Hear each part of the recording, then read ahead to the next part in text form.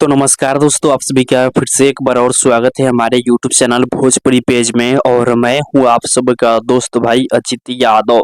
दोस्तों देखिए, अंकुश राजा का एक और बवाल गाना कल सुबह सुबह देसी बेस्ट चैनल से आप लोगों के बीच में रिलीज किया जा रहा है।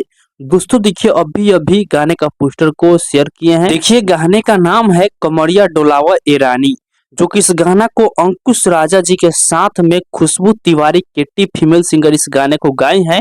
और भाई गाना बहुत ही बवाल गाना होने वाला है, क्योंकि इस गाने का जो गीतकार है वो है राइटर छोटू यादव जी।